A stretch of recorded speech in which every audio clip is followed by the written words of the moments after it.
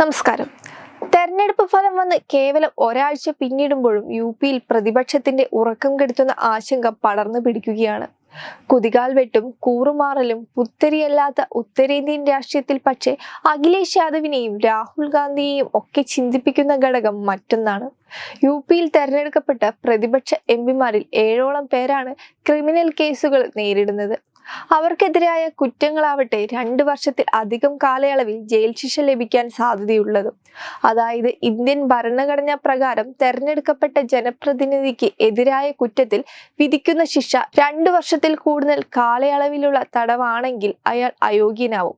ഈ വകുപ്പ് തന്നെയാണ് പ്രതിപക്ഷത്തെ ഭയപ്പെടുത്തുന്നത്. അങ്ങനെ സംഭവിച്ചാൽ നിലവിൽ യുപിയിൽ പ്രതിപക്ഷം ഉണ്ടാക്കിയെടുത്ത നേട്ടത്തിന് കാര്യമായ കോട്ടം സംഭവിക്കുമെന്ന് ഉറപ്പാണ്. പ്രതിപക്ഷ നിരയിലെ കരുത്തരായ മത്സരാർത്ഥികൾ വരെ ഇക്കൂട്ടത്തിലുണ്ട് എന്നതാണ് മറ്റൊരു പ്രധാന കാര്യം. ഗാസിപ്പൂർ മണ്ഡലത്തിൽ നിന്ന് വിജയിച്ച അഫ്സൽ അൻസാരി ഇതിനകം ഗുണ്ട ആക്ട് കേസിൽ 4 വർഷം തടവിന് ശിക്ഷിക്കപ്പെട്ടിട്ടുണ്ട്. എന്നാൽ ഇയാളുടെ ശിക്ഷ കഴിഞ്ഞ മാസം അലഹാബാദ് ഹൈക്കോടതി സ്റ്റേ ചെയ്തിരുന്നു.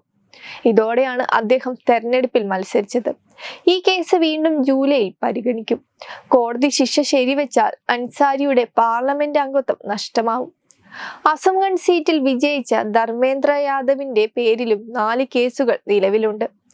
2 വർഷത്തിൽ കൂടുതൽ ശിക്ഷിക്കപ്പെട്ടാൽ അദ്ദേഹത്തിന്റെ അംഗത്വവും നഷ്ടപ്പെട്ടേക്കാം. ജൗൺപൂർ സീറ്റിൽ വിജയിച്ച ബാബു സിംഗ് കുശ്വാഹ NRHM അഴിമതിയുമായി ബന്ധപ്പെട്ട് കേസുകൾ നേരിടുന്നുണ്ട്.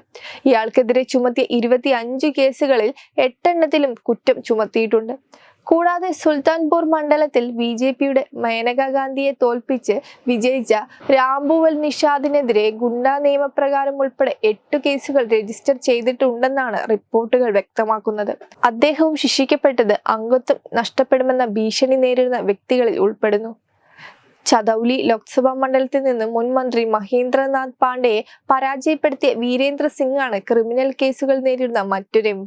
സഹ്റൻപൂർ മണ്ഡലത്തിൽ നിന്ന് വിജയിച്ച കോൺഗ്രസിന്റെ ഇമ്രാൻ മസൂദിനെതിരെ 8 കേസുകൾ രജിസ്റ്റർ ചെയ്തിട്ടുണ്ട്.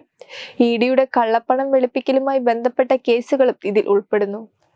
നാഗിന സംവരണ സീറ്റിൽ വിജയിച്ച ആസാദ് സമാജ് പാർട്ടിയുടെ സ്ഥാനാർത്ഥി ചന്ദ്രശേഖർ ആസാദിനെതിരെ 30 കേസുകൾ രജിസ്റ്റർ ചെയ്തിട്ടുണ്ട് എന്നാണ് റിപ്പോർട്ട്. അദ്ദേഹവും 2 വർഷത്തിൽ അധികം ശിക്ഷിക്കപ്പെട്ടാൽ MP സ്ഥാനം നഷ്ടമാവുമെന്ന ഭീഷണി നേരിടുന്നുണ്ട്.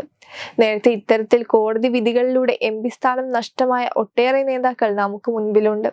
ഇത് തന്നെയാണ് പ്രതിപക്ഷത്തെ ആശങ്കപ്പെടുത്തുന്ന ഘടകം. അങ്ങനെ വന്നാൽ മികച്ച വിജയം കൊയ്തു എന്ന് അവർ തന്നെ അവകാശപ്പെടുന്ന മണ്ഡലത്തിൽ അവരുടെ പിടി നഷ്ടമാകും. ഈ കണക്കുകളിലൂടെയെല്ലാം വ്യക്തമാവുന്നത് ഒരു അഴിമതിയും ഗുണ്ടാ വിളയാട്ടവും കൈമുതലാക്കിയവരാണ് ഇപ്പോൾ പ്രതിപക്ഷ സഖ്യത്തിൽ കൂടുതലെന്ന്. ഇനി കാത്തിരുന്നു കാണണം ഇതിൽ ആരൊക്കെ യോഗ്യതയോടെ മുന്നോട്ട് പോകും, ആരൊക്കെ വീഴുമെന്ന്. ഏതായാലും പ്രതിപക്ഷം മത്സരിപ്പിച്ചത് നല്ല ബെസ്റ്റ് ആളുകളെയാണ്. Web desk Tatwamayi news.